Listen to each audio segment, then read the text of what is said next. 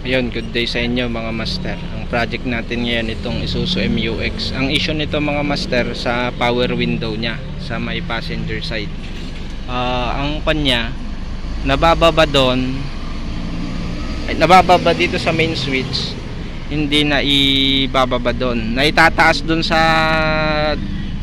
driver, hindi maitaas dito.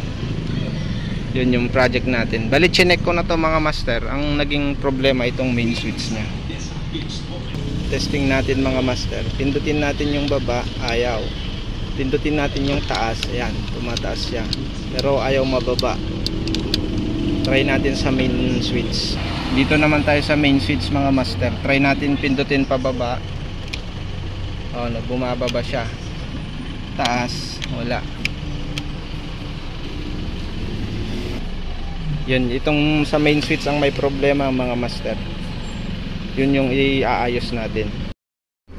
Ayun, bali binaklas na natin tong switch nya mga master. At yan yung kanya, contact nya nangingitim na. Kaya try muna nating linisan.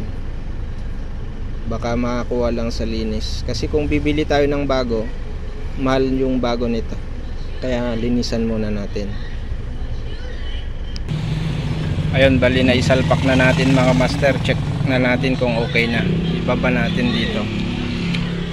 Okay, bumaba. Taas. Okay, okay na dito sa main switch. Try natin dun sa passenger. Try natin ibaba. Taas. Oh, ayan, okay na. Yan lang mga master. Sana nagkaroon kayo ng idea.